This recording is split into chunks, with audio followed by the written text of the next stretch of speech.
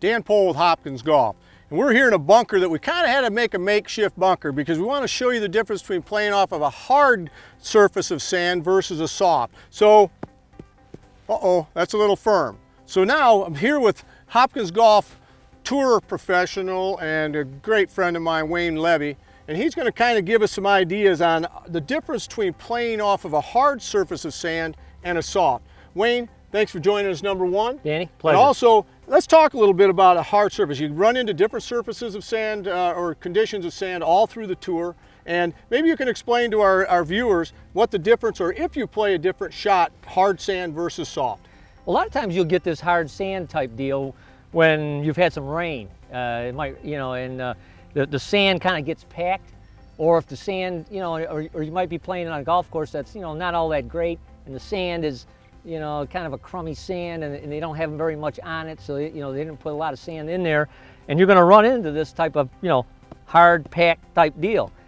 And what I try to do is, again, I kind of weaken my grip, but not as much as before, because now you don't want the club to bounce a lot, because it's obviously because it's hard. So you want to have the club a lot less open, and so you catch the ball with a lot less loft on the face, like you did when you were hitting an uphill bunker shot or a downhill one.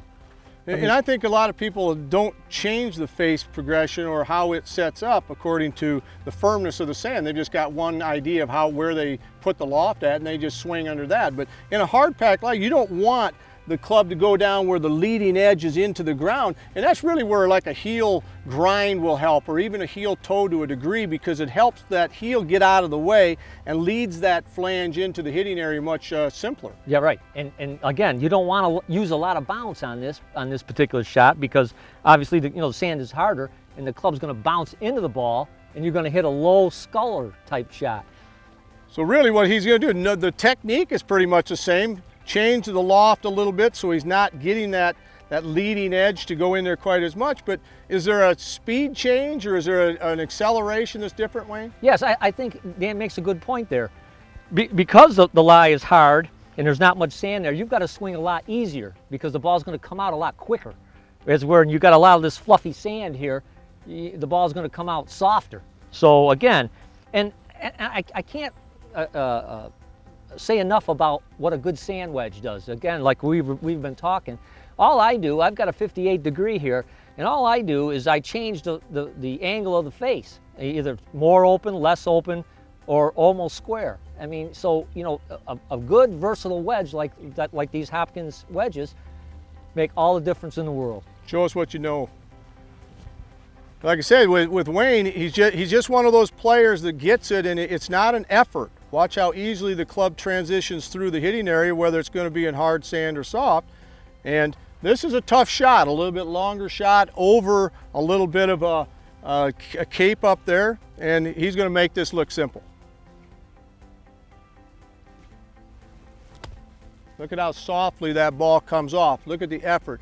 Wayne, that's something that you see a lot of people that try to swing harder on a shot like this.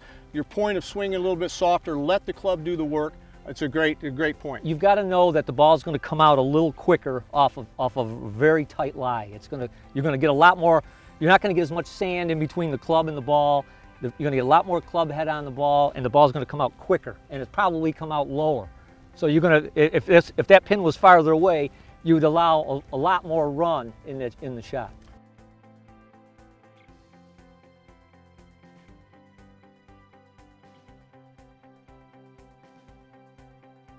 Okay, so we moved to the soft sand. Wayne, any difference in how you play this? Definitely. Now I'm going to open the face up more, because you want to use the bounce of the club. You don't want the club to dig into the sand, and you're going to swing again, and got to swing harder, because you're going to get a lot. You're supposed to hit this thing maybe an inch or so behind the ball, and when you do, you're going to get a lot more sand in between the ball and the club, and the ball's going to come out softer.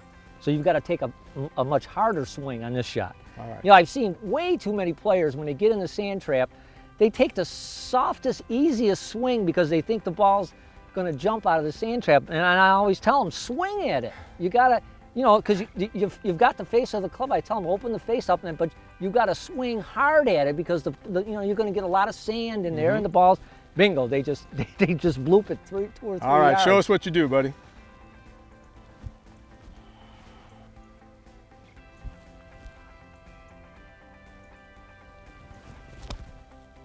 Oh, beautiful. Great tips, folks, on hard sand, soft sand from a guy who knows how to play, Mr. Wayne Levy, one of our Hopkins Golf staff members. Wayne, thanks for, appreciate it. Pleasure, Danny, Okay. anytime.